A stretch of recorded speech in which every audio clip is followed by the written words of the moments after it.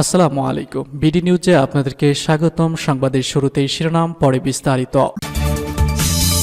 দখলদার ইসরায়েলি বাহিনী এবং ইরান পুরোদমে যুদ্ধ চলছে, জানিয়ে দিব হাতে থাকা সর্বশেষ আপডেট আন্তর্জাতিক সংবাদ। প্রথমেই সংবাদ শিরোনাম।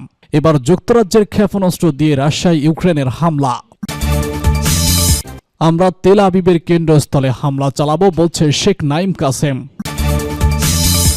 এদিকে সিরিয়া ইসরায়েলি হামলা, নিহত ৩৬। যুক্তরাষ্ট্রের ভেটোয় আবারও আটকে গেল গাজা যুদ্ধের প্রস্তাব। সর্বশেষ জানিয়ে দিব পাকিস্তানে 2 দিনে 20 সেনা ও 15 সন্ত্রাসী নিহত, প্রেসিডেন্ট ও প্রধানমন্ত্রীর শোক। শুনছিলেন সংবাদ শিরোনাম, এখন বিস্তারিত। তার আগে অনুরোধ থাকবে ভিডিওতে একটি লাইক দিন এবং কমেন্টস করে জানিয়ে দিন কোন জেলা থেকে বা কোথা থেকে আমাদের সঙ্গে যুক্ত রয়েছেন। এবার যুক্তরাজ্যের ক্ষেপণাস্ত্র দিয়ে রাশিয়া ইউক্রেনের হামলা। ইউক্রেন প্রথমবারের মতো রাশিয়ার ভূখণ্ডে দূরপাল্লার ব্রিটিশ স্টাফ ম্যাডো ক্ষেপণাস্ত্র নিক্ষেপ করেছে। মার্কিন যুক্তরাষ্ট্রের তৈরি দূরপাল্লার ATMS ক্ষেপণাস্ত্র হামলার একদিন পর এই হামলা চালালো ইউক্রেন। ইউক্রেনের হয়ে মস্কোর বিরুদ্ধে পশ্চিমা তথা ন্যাটো জোটের দ্বিতীয় কোনো দেশের হামলা এটি। বৃহস্পতিবার এক প্রতিবেদনে খবর দিয়েছে আল জাজিরা। রুশ সামরিক ব্লুমবার্গের বুধবার টেলিগ্রামে শেয়ার করা ভিডিওতে দেখা যায় ইউক্রেনের সীমান্তে অবস্থিত কুরস্ক অঞ্চলে ক্ষেপণাস্ত্র হামলায় ব্যাপক শব্দ হয়েছে। এতে কমপক্ষে 14টি বিশাল বিস্ফোরণ শোনা যায়, যার বেশিরভাগই ক্ষেপণাস্ত্রের মতো তিক্ত হুইলসের মতো। একই সঙ্গে রুশপন্থী টেলিগ্রাম চ্যানেল 2 মেসেজের দাবি, ইউক্রেন রাশিয়া সেনাদের বিরুদ্ধে কুরস্ক অঞ্চলে 12টি স্টাফ ম্যাশো ক্ষেপণাস্ত্র ছুড়েছে। তারা ক্ষেপণাস্ত্রের ধ্বংস অবশেষের ছবি শেয়ার করেছে, যেখানে স্টাম শ্যাডো লেখা স্পষ্ট দেখা গেছে।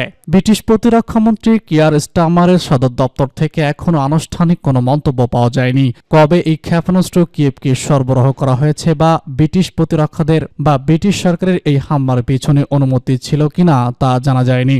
মনে করা হচ্ছে বিদায়ী বাইডেন প্রশাসনের ক্ষমতা হস্তান্তরের আগে আরও জটিল পরিস্থিতির দিকে যাচ্ছে ইউক্রেনের যুদ্ধ।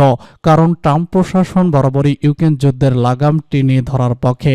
প্রয়োজন হলে রাশিয়ার স্বার্থ অক্ষুণ্ণ রেখেই দ্রুত যুদ্ধ শেষ করতে চায় রিপাবলিকান শিবির। এর আগে মঙ্গলবার ইউক্রেন যুদ্ধের 1000তম দিনে বাইডেনের বিদায়ী প্রশাসনের কাছ থেকে সদ্য মঞ্জুর করার সুবিধা নিয়ে রাশিয়ার ভূখণ্ডে ট্যাঙ্ক বিধ্বংসী মার্কিন ক্ষেপণাস্ত্র ব্যবহার করে হামলা চালায় জেলেনস্কি সরকার। মস্কো বলেছে সবথেকে দীর্ঘ পাল্লার ক্ষেপণাস্ত্র ওয়াশিংটন এখনও ইউক্রেনকে সরবরাহ করেছে। এটি একটি স্পষ্ট সংকেত যা পশ্চিমাদের সংঘাত বাড়াতে চেয়েছিল। মঙ্গলবার রাশিয়ার প্রেসিডেন্ট ভ্লাদিমির পুতিন প্রচলিত হামলার বিস্তৃত পরিসরের প্রতিক্রিয়ায় পারমাণবিক অস্ত্র ব্যবহারের শর্ত কমিয়ে দিয়েছেন। রাশিয়া বারবার বলে আসছে, ওয়াশিংটন যদি ইউক্রেনকে রাশিয়ার গভীরে মার্কিন, ব্রিটিশ এবং ফরাসি ক্ষেপণাস্ত্র নিক্ষেপ করার অনুমতি দেয়, তবে মস্কো সেই ন্যাটো সদস্যদের ইউক্রেনের যুদ্ধে সরাসরি জড়িত বলে বিবেচনা করবে।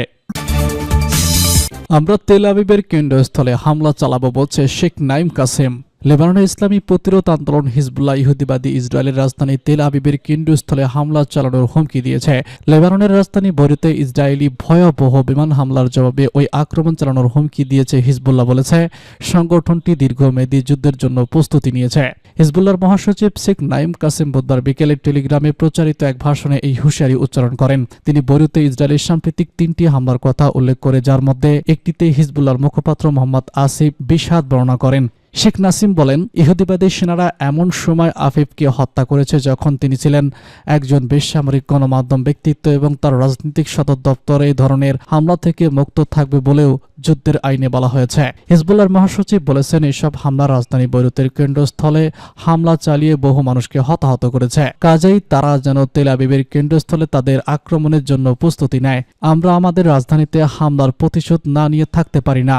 যে কোনো সংকট মোকাবেলা করার সক্ষমতা হিজবুল্লাহ রয়েছে, জানিয়ে শেখ নাইম কাসেম বলেন, সাইয়েদ নাসরুল্লাহর শাহাদাতের পর আমরা তার ক্ষতি পুষিয়ে নিতে মাত্র 10 দিন সময় নিয়েছি।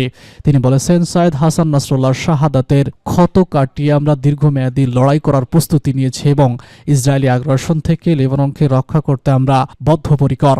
হিজবুল্লাহর নয়া মহাসচিব বলেছেন, ইহুদিবাদী ইসরায়েল আমাদেরকে বশ্যতা ও অপমানের মধ্যে যে কোনো একটি বেছে নেওয়ার সুযোগ দিয়েছে, কিন্তু এর কোনোটি আমরা মেনে নেব না। ইহুদিবাদী সরকারের বিরুদ্ধে লড়াইয়ের ফয়সালা যুদ্ধের ময়দানে হবে বলে তিনি দৃঢ় প্রত্যয় ব্যক্ত করেন। সিরিয়ায় ইসরায়েলি হামলা, নিহত 36। সিরিয়ার পালমিয়া শহরে আবাসিক ভবনে হামলা চালিয়েছে ইসরায়েল। এতে কমপক্ষে 36 জন নিহত হয়েছে এবং আরও 50 জন আহত হয়েছে। বুধবার সিরিয়ার রাষ্ট্রীয় গণমাধ্যমের বরাতে খবর জানিয়েছে কাতার ভিত্তিক গণমাধ্যম আল জাজিরা। এক বিবৃতিতে সিরিয়ার প্রতিরক্ষা মন্ত্রণালয় জানিয়েছে, সিরিয়ার পূর্ব অঞ্চলীয় আল তানফের দিক থেকে বিমান হামলা চালানো হয়েছে। এতে উল্লেখযোগ্য ব্যক্তিগত ক্ষতি হয়েছে। আল তানফ হল মার্কিন যুক্তরাষ্ট্র নিয়ন্ত্রিত ইরাকি সীমান্তের কাছাকাছি একটি এলাকা। মূলত 2023 সালের 7 অক্টোবর থেকে গাজা ইসরায়েলের যুদ্ধ শুরু হওয়ার পর থেকে ইরান সম্পর্কিত লিবাননের সশস্ত্র গোষ্ঠী হিজবুল্লাহর সঙ্গে শত্রুতা তীব্র হওয়ার সঙ্গে সঙ্গে সিরিয়ায়ও হামলার মাত্রা বাড়িয়ে দিয়েছে ইসরায়েল। গত সপ্তাহে ইসরায়েলি সামরিক বাহিনী বলেছে যে তারা সিরিয়ার লিবানিস সীমান্তে ঠিক নিজ রুটে হামলা চালিয়েছে। দখলদার বাহিনীর অভিযোগ একটি হিজবুল্লাহকে অস্ত্র স্থানান্তর করতে ব্যবহৃত হয়েছিল। এছাড়া সিরিয়ার রাষ্ট্রীয় গণমাধ্যম লিবাননের সীমান্তবর্তী হোমস প্রদেশে গত সপ্তাহে বেশ কয়েকটি ইসরায়েলি হামলার খবর দিয়েছে। পালমল হোমস অবস্থিত। পালমিয়া সিরিয়ার অন্যতম প্রাচীন শহর হিসেবে পরিচিত, যেটি ইউনেস্কোর ওয়ার্ল্ড ভেরিফাইড গাইড। 2025 সালে শহরটি ইউএসএস সশস্ত্র গোষ্ঠী দখল করে আংশিকভাবে ধ্বংস করেছিল। পরে সিরিয়ার সেনাবাহিনী শহরটি পুনর্দখল করে। যুক্তরাষ্ট্রের ভেটোয় আবারও আটকে গেল গাজার যুদ্ধবিরতির প্রস্তাব। ফিলিস্তিনের গাজায় যুদ্ধবিরতির আহ্বান জানাতে জাতিসংঘের নিরাপত্তা পরিষদে ওঠা প্রস্তাবে আরও ভেটো দিয়েছে যুক্তরাষ্ট্র। স্থানীয় সময় বুধবার নিউ ইয়র্কে জাতিসংঘ সদর দপ্তর প্রস্তাবটি নিয়ে ভোটাভুটি হয়। এতে যুক্তরাষ্ট্র ছাড়া নিরাপত্তা পরিষদের জন্য 14 দেশ প্রস্তাবের পক্ষে ভোট দেয়। গাজা বিলম্বে ও নৃশংস ইসরায়েলের হামলা বন্ধের আহ্বান জানাতে খসড়া এই প্রস্তাব তুলেছিল নিরাপত্তা পরিষদের স্থায়ী 10 সদস্য। অবিলম্বে যুদ্ধবিরতির পাশাপাশি বর্তমানে গাজায় থাকা সব ইসরায়েলি জিম্মির মুক্তির দাবি করা হয়েছিল প্রস্তাবটিতে। এ নিয়ে গত 7 অক্টোবর থেকে গাজায় যুদ্ধবিরতির আহ্বান জানাতে নিরাপত্তা পরিষদে ওঠা 4টি প্রস্তাবে ভেটো দিল মার্কিন প্রেসিডেন্ট জো বাইডেন প্রশাসন। 1 বছরের বেশি সময় ধরে চলা এই যুদ্ধে ইসরায়েলি হামলায় গাজায় 44,000 ফিলিস্তিনি নিহত হয়েছেন। উপত্যকাটিতে দেখা দিয়েছে ভয়াবহ মানবিক বিপর্যয়।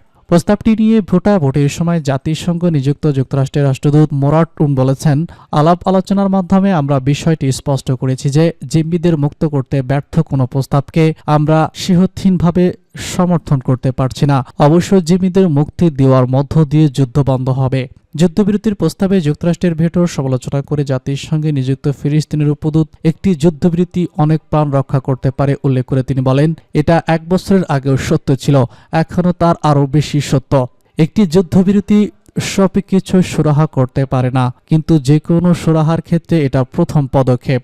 তবে গাজার যুদ্ধবিরতির আহ্বান জানাতে নিরাপত্তা পরিষদে ওঠা প্রস্তাবে ভেটো দেওয়ার যুক্তরাষ্ট্রকে ধন্যবাদ জানিয়েছে জাতিসংঘে নিযুক্ত ইসরায়েলের রাষ্ট্রদূত ড্যানি জার্ডান। পাকিস্তানে 2 দিনে 20 সেনা ও 15 সন্ত্রাসী নিহত, প্রেসিডেন্ট প্রধানমন্ত্রীর শোক। পাকিস্তানের খাইবার পাখতুনখোয়া প্রদেশের মান্নুর মালিকখেল এলাকায় একটি চেকপয়েন্টে আত্মঘাতী বোমা হামলায় নিরাপত্তা বাহিনীর 12 সদস্য নিহত হয়েছে। এ সময় পাল্টা হামলায় 6 সন্ত্রাসী প্রাণ হারিয়েছে। পাকিস্তানি সামরিক বাহিনীর গণমাধ্যম শাখা ইন্টার সার্ভিসেস পাবলিক রিলেশন এক বিবৃতিতে এই তথ্য নিশ্চিত করেছে। আইপিএসসিআর জানিয়েছে, গতকাল বান্নু জেলার মালিকখেল এলাকায় একটি যৌথ চেকপয়েন্টের সন্ত্রাসীরা হামলার চেষ্টা করলে সেনারা তাদের প্রতিহত করলেও একটি আত্মঘাতী বিস্ফোরণে চেকপয়েন্টের সীমানা প্রাচীর এবং আশেপাশের অবকাঠামো ধসে পড়ে। এতে 10 সদস্য এবং লেফটেন্যান্ট জেনারেল 2 সদস্য নিহত হন। আইএসপিআর আরও জানায়, প্রতিরোধের মুখে সন্ত্রাসীরা বিস্ফোরণ বোঝাই গাড়ি দিয়ে চেকপয়েন্টের প্রাচীরে আঘাত করে। এ সময় নিরাপত্তা বাহিনীর পাল্টা আক্রমণে 6 সন্ত্রাসী নিহত হয়। এই ঘটনার মাত্র একদিন আগেই খাইবার পাখতুনখোয়ার তিতাহ এলাকায় সেনা সদর দপ্তরের সঙ্গে সন্ত্রাসীদের সংঘর্ষে 8 সেনা এবং 9 সন্ত্রাসী নিহত হন।